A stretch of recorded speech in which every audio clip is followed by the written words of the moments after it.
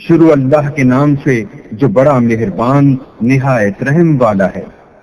الف لام میم، یہ حکمت کی بھری ہوئی کتاب کی آیتیں ہیں، نیکوکاروں کے لیے ہدایت اور رحمت، جو نماز کی پابندی کرتے اور زکوٰۃ دیتے اور آخرت کا یقین رکھتے ہیں، یہی اپنے پروردگار کی طرف سے ہدایت پر ہیں اور یہی نجات پانے والے ہیں۔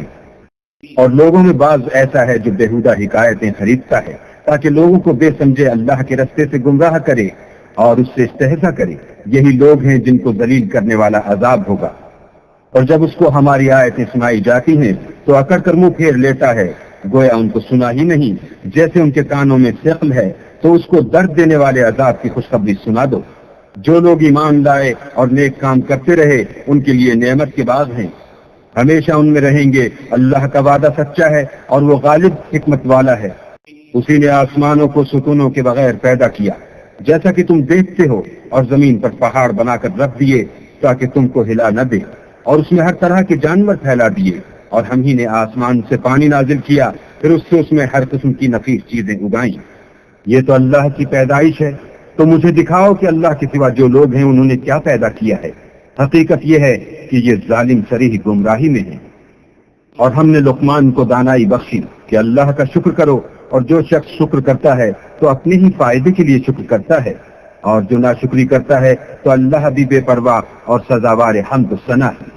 اور اس وقت کو یاد کرو جب لقمان نے اپنے بیٹے کو نصیحت کرتے ہوئے کہا کہ بیٹا اللہ کے ساتھ شرک نہ کرنا، شرک تو بڑا بھاری ظلم ہے۔ اور ہم نے انسان کو جسے اس کی ماں تکلیف پر تکلیف سہ کر پیٹ میں اٹھائے رکھتی ہے، پھر اس کو دودھ پلاتی ہے، اور آخر کار 2 برس میں اس کا دودھ چھڑانا ہوتا ہے، اپنے نیز اس کے ماں باپ کے بارے میں تاکید کی ہے کہ میرا بھی شکر کرتا رہے، اور اپنے ماں باپ کا بھی، کہ تم کو میری ہی طرف لوٹ کر آنا ہے۔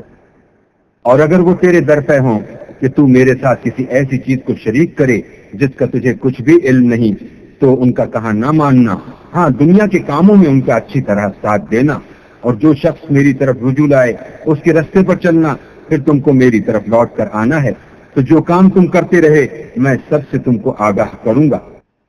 لقمان نے یہ بھی کہا کہ بیٹا اگر کوئی عمل بالفرض رائی کے دانے کے برابر بھی چھوٹا ہو، اور وہ بھی کسی پتھر کے اندر یا آسمانوں میں مخفی ہو یا زمین میں، اللہ اس کو قیامت کے دن لا موجود کرے گا۔ کچھ شک نہیں کہ اللہ باریک بین اور خبردار ہے۔ بیٹا نماز کی پابندی رکھنا، اور لوگوں کو اچھے کاموں کے کرنے کا امر اور بری باتوں سے منع کرتے رہنا، اور جو مصیبت تجھ پر واقع ہو اس پر صبر کرنا، بے شک یہ بڑی ہمت کے کام ہیں۔ اور از راہ غرور لوگوں سے گال نہ کھلانا، اور زمین میں اکڑ کر نہ چلنا، کہ اللہ کسی اترانے والے خود پسند کو پسند نہیں کرتا۔ اور اپنی چال میں اعتدال کیے رہنا، اور بولتے وقت آواز نیچی رکھنا، کیونکہ اونچی آواز گدھوں کی سی ہے، اور کچھ شک نہیں کہ سب سے بری آواز گدھوں کی ہے۔ کیا تم نے نہیں دیکھا کہ جو کچھ آسمانوں میں اور جو کچھ زمین میں ہے سب کو اللہ نے تمہارے قابو میں کر دیا ہے، اور تم پر اپنی ظاہری اور باطنی نعمتیں پوری کر دی ہیں۔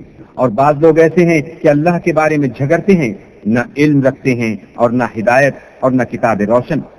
اور جب ان سے کہا جاتا ہے کہ جو کتاب اللہ نے نازل فرمائی ہے اس کی پیروی کرو، تو کہتے ہیں کہ ہم تو اسی کی پیروی کریں گے جس پر اپنے باپ دادا کو پایا، بھلا اگرچہ شیطان ان کو دوزخ کے عذاب کی طرف بلاتا ہو تب بھی۔ اور جو شخص اپنے تئیں اللہ کا فرما بردار کر دے اور نیکوکار بھی ہو، تو اس نے مضبوط دستاویز ہاتھ میں لے لی، اور سب کاموں کا انجام اللہ ہی کی طرف ہے۔ اور جو کفر کرے تو اس کا کفر تمہیں غمناک نہ کر دے، ان کو ہماری طرف لوٹ کر آنا ہے، پھر جو کام وہ کیا کرتے تھے ہم ان کو جتا دیں گے۔ بے شک اللہ دلوں کی باتوں سے واقف ہے۔ ہم ان کو تھوڑا سا فائدہ پہنچائیں گے، پھر عذاب شدید کی طرف مجبور کر کے لے جائیں گے۔ اور اگر تم ان سے پوچھو کہ آسمانوں اور زمین کو کس نے پیدا کیا، تو بول اٹھیں گے کہ اللہ نے۔ کہہ دو کہ اللہ کا شکر ہے، لیکن ان میں اکثر سمجھ نہیں رکھتے۔ جو کچھ آسمانوں اور زمین میں ہے سب اللہ ہی کا ہے، بے شک اللہ بے پرواہ اور سزاوار حمد و ثنا ہے۔ اور اگر یوں ہو کہ زمین میں جتنے درخت ہیں سب کے سب قلم ہوں، اور سمندر کا تمام پانی سیاہی ہو، اور اس کے بعد 7 سمندر اور سیاہی ہو جائیں، تو اللہ کی باتیں یعنی اس کی صفتیں ختم نہ ہوں، بے شک اللہ غالب حکمت والا ہے۔ اللہ کو تمہارا پیدا کرنا اور جلا اٹھانا ایک شخص کے پیدا کرنے اور جلا اٹھانے کی طرح ہے، بے شک اللہ سننے والا دیکھنے والا ہے۔ کیا تم نے نہیں دیکھا کہ اللہ ہی رات کو دن میں داخل کرتا ہے اور وہی دن کو رات میں داخل کرتا ہے، اور اسی نے سورج اور چاند کو تمہارے زیر فرمان کر رکھا ہے، ہر ایک ایک وقت مقرر تک چل رہا ہے، اور یہ کہ اللہ تمہارے سب اعمال سے خبردار ہے۔ یہ اس لیے کہ اللہ کی ذات برحق ہے، اور جن کو یہ لوگ اللہ کے سوا پکارتے ہیں وہ لغو ہیں، اور یہ کہ اللہ ہی عالی رتبہ اور گرامی قدر ہے۔ کیا تم نے نہیں دیکھا کہ اللہ ہی کی مہربانی سے کشتیاں دریا میں چلتی ہیں تاکہ وہ تم کو اپنی کچھ نشانیاں دکھائے؟ بے شک اس میں ہر صبر کرنے والے اور شکر کرنے والے کے لیے نشانیاں ہیں۔